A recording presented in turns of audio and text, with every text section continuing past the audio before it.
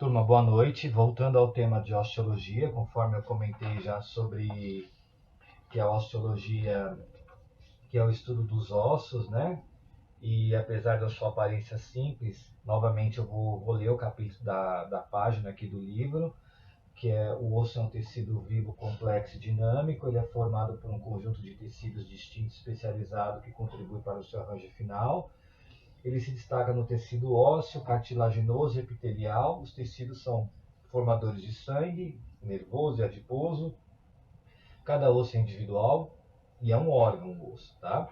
Partindo do princípio que é um conjunto de órgãos que atua como o mesmo objetivo funcional e vai constituir um conjunto por ossos e cartilagem que vai dar origem ao sistema esquelético. O tecido ósseo, ele é especializado, ele é formado por células de um material extracelular calcificado. A matriz óssea, que é as células precursoras das células ósseas, são chamadas de células osteogênicas e elas têm a particularidade de ser o único tipo de célula óssea que vão sofrer a divisão celular, dando origem aos osteoblastos. E os osteoblastos são as células responsáveis pela síntese de colágeno, que vai concentrar o fosfato e o cálcio. Também participa ativamente da mineralização da matriz, tá? E nós temos os osteócitos são encontrados no interior da matriz óssea e vai realizar a troca de nutrientes e metabólicos com o sangue, é o que vai tornar essencial para a manutenção da mesma. Esses osteócitos derivam dos osteoblastos envolvidos pela matriz.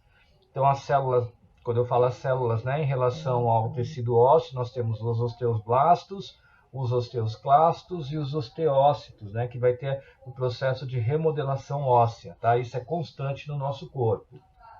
Então, o termo osteologia significa o estudo dos ossos, apesar de sua aparência simples. O osso é um tecido vivo, complexo, dinâmico, sendo formado por um conjunto de tecidos distintos, especializados, que vai contribuir para o seu arranjo final. Entre eles destacam-se o tecido ósseo, cartilaginoso, epitelial, tecidos formadores de sangue, nervoso e adiposo. Olha só aqui uma matriz em relação ao tecido ósseo, tá? Então o tecido ósseo, a composição dele, olha só nessa figura. São as células, a matriz extracelular mineralizada e o tecido rígido. O rosa aqui, esse rosinha, né, com esses círculos, é o tecido ósseo. E esse tecido ósseo ele está dentro dessa matriz extracelular mineralizada, tá? Então, olha só essa figura, nós temos a parte das células, né, que seria essas células que compõem a parte do tecido ósseo, e nós temos a matriz em cima, tá? Então, as células, elas estão banhadas pela essa matriz celular, conforme a gente utiliza o nome, né, dessa matriz, que ela está na região junto das células, né? Então, nós temos essa composição da matriz óssea. A matriz óssea, a matriz extracelular ou óssea, né, o tecido ósseo é do tipo especializado, formado por células e material extracelular calcificado. A matriz óssea, as células precursoras das células ósseas são chamadas de células osteogênicas, né? É a formação de uma célula em relação à parte óssea osteogênica. Essa célula óssea ela vai sofrer uma divisão celular, dando origem aos osteoblastos. A matriz extracelular, então nós temos um tipo do colágeno tipo 1, que seria 90% de proteoglicanos, e as proteínas, né, que é a matriz orgânica, que eu comentei logo na primeira aula, sobre a parte das células, né, celulares, né, que seria eucariontes e procariontes. E a matriz orgânica, ela é com bicarbonato, citrato, magnésio, sódio e potássio. Quando acontece alguma alteração nessa matriz orgânica e inorgânica, é onde acontece as doenças patológicas relacionadas à parte óssea, né? Conforme eu já falei. Artrose, artrite, osteoporose e outras doenças mais também, que acaba interferindo ou na matriz orgânica, né? Ou na matriz inorgânica, tá ok? As células, os osteoblastos, elas vão sintetizar a parte orgânica da matriz e se localizam em sua periferia. Então, elas sintetizam a parte orgânica da matriz óssea, que é o colágeno, os proteoglicanos e as glicoproteínas. As células dos osteoblastos contêm fosfato de cálcio participando na mineralização da própria matriz. Dispõe sempre na superfície óssea, né, lado a lado, em um arranjo que lembra um epitélio simples. Sua forma é cúbica, quando em atividade sintética, e alongada quando em repouso. Uma vez aprisionando pela matriz recém-sintetizada, o osteoblasto passa a ser chamado de osteócito. Então aqui são as células dos osteoblastos, onde são essas células mais cilíndricas, né, que seria bem perto da camada, né, da matriz extracelular. Percebe-se que ela é cilíndrica onde está a flechinha, né, e ela é formada somente por uma camada, tá? Os osteoblastos, então, nós temos as células, né, que seria essa divisão osteoprogenitores, que são as células indiferenciadas. Os osteoblastos, eles sintetizam a matriz extracelular. Os osteócitos são as células mais maduras, que diminuem essa síntese. E os osteoclastos são as células gigantes, né, de reabsorção. Essa é uma linha que seria um processamento em relação a uma remodelação óssea, né, esses ossos, tá? A linha para formar seria essas células que vão formar o tecido vai formar o órgão. Nessa linhagem nós temos o monócito, o macrófago e os osteoclastos, onde acontece a limpeza dessas células também, o que reabsorve diretamente para esse tecido ósseo, tá?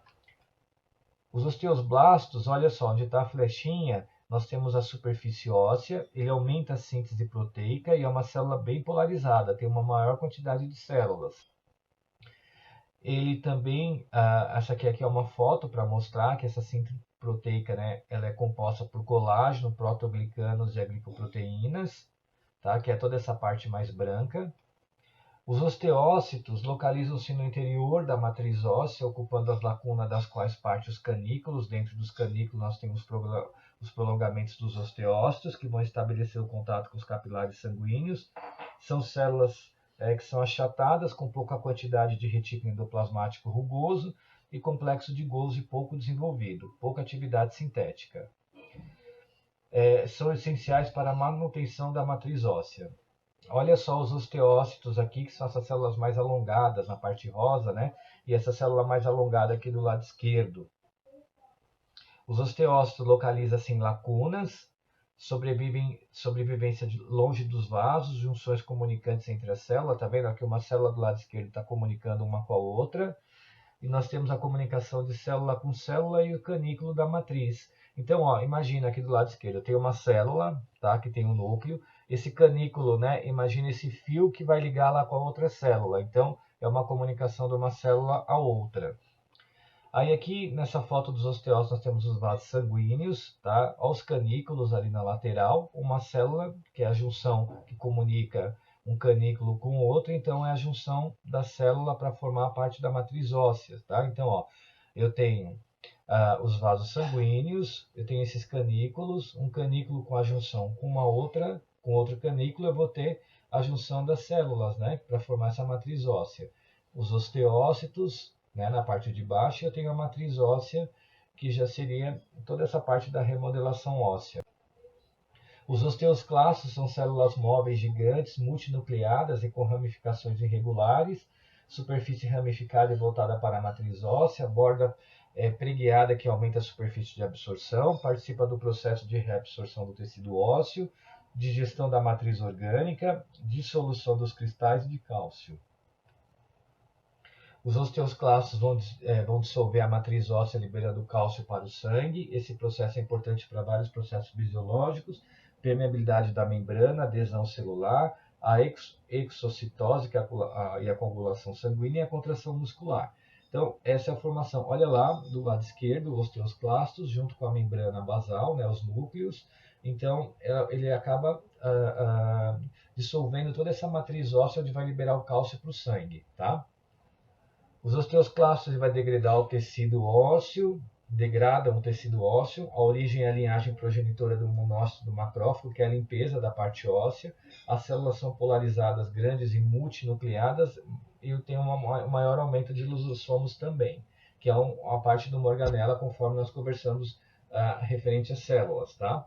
Então, olha só o tamanho aqui do seu lado esquerdo, na parte de baixo, essa célula rosa maior seria a parte dos osteoclastos. Então, a medula e a formação, olha os osteoclastos aqui, que é essa célula bem grande também, para vocês olharem e entender um pouquinho, né?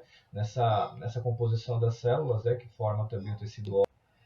O exemplo, né, o aumento dos osteoclastos, olha o que vai acontecer. O paciente pode apresentar osteoporose, que é a causa principal, deficiência de estrógeno, o hormônio feminino. A mulher jovem saudável, a formação de reabsorção óssea, um equilíbrio na manutenção da massa óssea. Ou a mulher pós-menopausática, né? Ou a mulher na menopausa, que é a reabsorção óssea, que vai predominar, ou seja, na queda da produção do estrógeno, vai aumentar a proliferação de osteoclastos, aumentando a reabsorção óssea e a perda de massa óssea. É a falta de cálcio nos ossos. Lembra quando eu comentei sobre a parte orgânica e inorgânica que compõe lá no começo a parte dos ossos, né? Que é toda a composição de minerais dos ossos. Então imagina, quando acontece algum desarranjo pela parte orgânica e inorgânica, então aumenta toda essa parte dos osteoclastos, né? E ao mesmo tempo vai aumentar a produção de estrógeno, que seria o quê? Diminui a queda da produção do estrógeno e aumenta a proliferação de osteoclastos. Então, essa parte metabólica, ela diminui o hormônio feminino e aumenta essa quantidade da formação de osteoclastos, tá? E então aí acontece a perda óssea que forma parte do falta de cálcio nos ossos. Olha aqui os osteoclastos, as células, né, que é os osteoclastos, os osteócitos e osteoblastos, e a osteoprogenitora. Então, as células que compõem o tecido ósseo, osteoclastos, osteócitos, osteoblastos, tá? E tem essa parte também na osteoprogenitora. Olha os osteoblastos, osteócitos e osteoclastos. Esses três são as principais células que compõem o tecido ósseo. Osteoclastos, osteócitos e osteoblastos. As principais. As células osteoprogenitoras, que são essas células mais alongadas e poucas organelas do mesíquima embrionário. Ela está lá no começo embrionário, né, até a formação e relação da parte óssea, tá? Então, osteoprogenitora, ela na verdade ela está no mesíquima embrionário para ter a divisão dos osteoclastos, dos osteófitos e dos osteoblastos, tá? Então, começa com a osteoprogenitora antes, né? Então, quando acontece essa divisão, lá na parte embrionária, ela vai formar os osteoblastos, os osteoclácitos e os osteócitos. Olha a camada de células osteoprogenitora, que ela vai revestir toda a parte do osso interno. Ó. Olha como ela fica para dividir nas outras camadas celulares, tá? Olha os tipos de tecido ósseo que eu tenho, né? Então aqui, ó, eu tenho o fêmur, né? Tá vendo? Ó, que é um osso mais poroso por dentro, né? Aqui eu tenho a medula, que está na parte mostrando, né? A medula na parte onde está a flechinha por dentro da parte do osso. No slide anterior, né, eu falei sobre a parte da epífise e da diáfise. Então, ó, onde está aberto aqui é o osso, né, que é o crescimento do corpo do osso, que é a diáfise, e nas extremidades, tá vendo? É a parte da epífise. Aqui também o osso poroso na região da parte do carpo também, né, dos metacarpos, também para vocês olharem no nosso desenho. O periósteo, o que é o periósteo? Né? Nós temos uma porção fibrosa externa, que é o tecido conjuntivo denso, e a porção celular interna, que são as células osteoprogenitoras e pré-osteoblastos. Então, nessa parte do periósteo que eu estou falando sobre a formação do osso em si, nós temos duas camadas. Tem uma porção externa que vai revestir o tecido conjuntivo denso, que reveste o osso por fora, e a porção celular interna, que seria o pré-osteoblastos, que é a formação do osso por dentro, tá?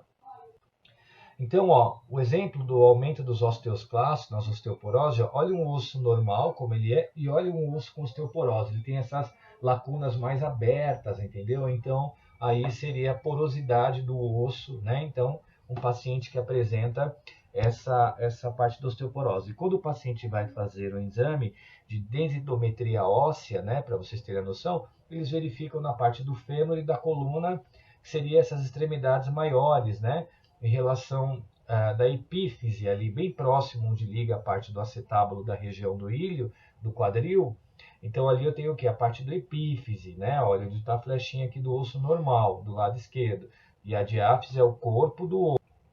A classificação macroscópica, a olho nu, eu tenho osso, dois tipos de ossos pela classificação, tá? Eu tenho o osso mais compacto e eu tenho o osso mais esponjoso. E a classificação microscópica, eu tenho o tecido ósseo primário, imaturo, não lamelar, que seria as camadas lamelar, e o tecido ósseo secundário, maduro ou lamelar. Então, macroscópico, eu tenho o osso compacto e esponjoso, as classificações ósseas, e microscópica, eu tenho a parte do tecido ósseo primário, que seria aquele tecido imaturo, né? Que seria a primeira fase embrionária, não lamelar, e depois eu tenho o tecido secundário maduro lamelar. Essa divisão do osso compacto é encontrado na periferia dos ossos mais longos, chatos e irregulares, densos sem cavidade visíveis a olho nu. Parece sólido, mas no microscópio de luz são observados canais de Harvard e de Volkmann, e os ossos compactos formam um envoltório rígido externo, qual resiste à deformação.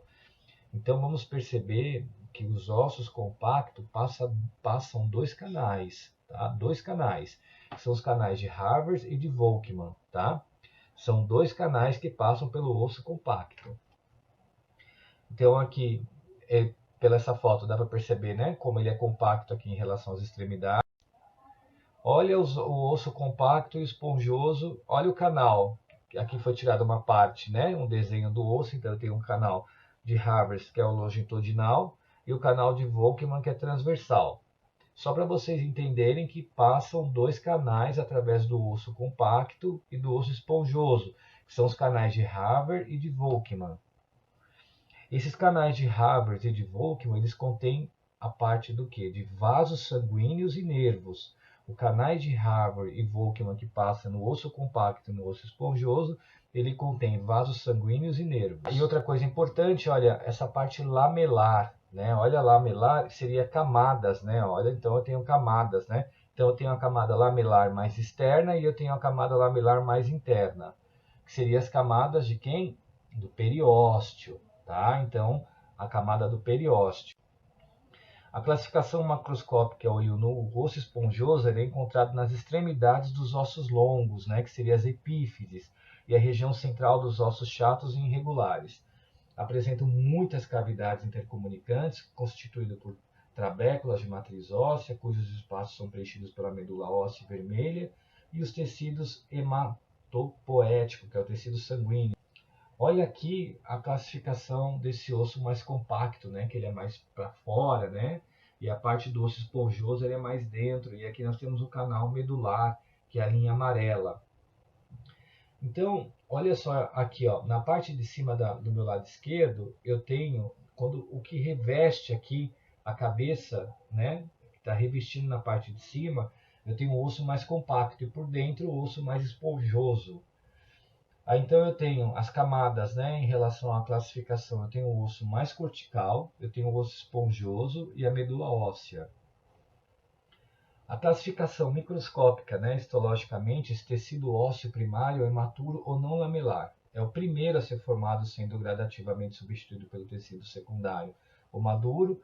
No adulto persiste apenas nas suturas dos ossos do crânio, nos alvéolos dentários e pontos de inserções do tendão. Foi como eu falei, né? Logo no comecinho da formação embrionária. Vai apresentar as fibras colágenas dispostas em várias direções e maior proporção de osteócitos no tecido secundário. Pouco mineralizado, por mais. Olha a classificação, olha só como é dividido então as células do tecido ósseo. Então eu tenho o osteócito, os osteoblastos e os osteoclastos. E aí tem, olha só, a matriz cartilaginosa e a matriz óssea. E aqui do lado, né, eu tenho essa divisão, né, de uma matriz ligada com a outra, tá bom? As classificações ao sistema de Harvard, né, conforme eu falei, novamente essa divisão, né, que seria a parte mais longitudinal. Então, ao sistema de Harvard, o de Volkmann na lateral, em relação a conforme o corte que ele é irrigado através de artérias e veias, né, pelos vasos sanguíneos. Então, olha o que seria, como que acontece, qual a formação do crescimento ósseo. Então, olha, epífise, a parte de cima, e diáfise. epífise, a parte de cima, a extremidade dos ossos, e a diáfise, que é o meio. Então eu tenho a cartilagem hialina, que futuramente nós vamos ver sobre as cartilagens, tá? Então eu tenho o disco epifisário, tá? E eu tenho a deposição de um novo tecido ósseo, que vai acontecer nessa troca dessas células, tá? Então eu tenho um disco epifisário, a deposição de um tecido ósseo, e a deposição contínua desse ósseo na extremidade do disco afasta a epífise da diáfise, vai resultar no crescimento longitudinal da diáfise, portanto o osso. Então, a camada de fora que reveste o osso é o periósteo, né? Então a diáfise, quando eu utilizo essa palavra diáfise, seria o corpo do osso, e a epífise seria as extremidades dos ossos.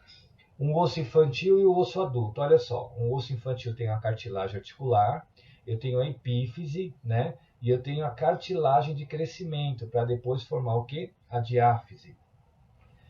Como funciona, dependendo se acontecer uma fratura, uma reparação de fratura no osso, né? Então nós temos as células do periósteo, que é a camada de fora do osso, e do endoósteo, que é a camada interna.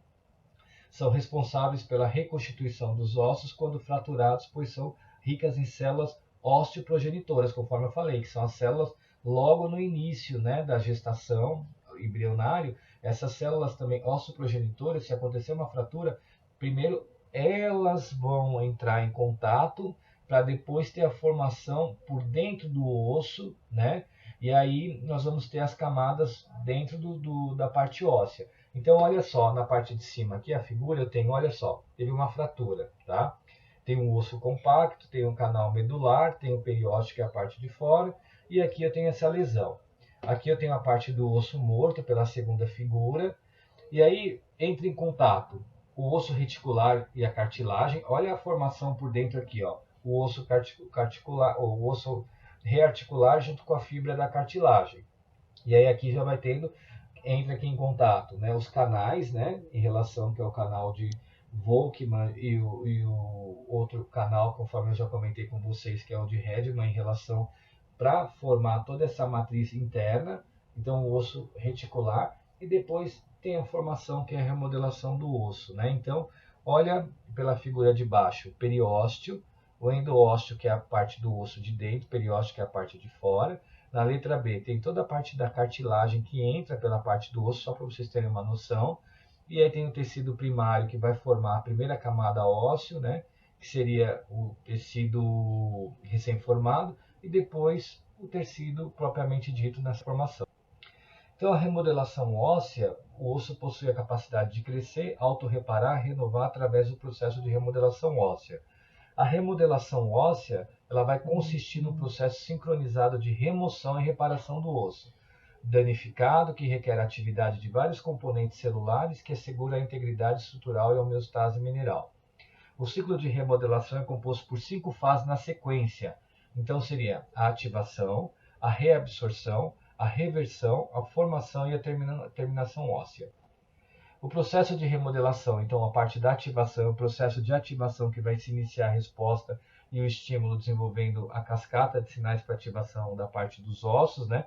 Onde eu vou ter primeiro as células precursoras, né? Que seriam os osteoclastos. Depois a fase da reabsorção, os osteoclastos vão se diferenciar dos seus precursores, vão reabsorver o osso. Então, ó, o osteoclasto seria a parte de reabsorção do osso, formando cavidades referidas como as lacunas, né, o osso trabecular, e as cavidades de reabsorção do osso cortical. A reversão é mediada por osteoclastos, que são as células mononucleares, que vai remover o resto do colágeno e vai preparar a superfície óssea para a deposição do tecido ósseo. A formação, que é os osteoblastos vão depositar o novo osso até perfazer o osso reabsorvido, e a terminação, que após a mineralização da nova matriz óssea, alguns osteoblastos podem incorporar na matriz mineralizada e diferenciar em osteócitos, enquanto outros dão origem a células de revestimentos.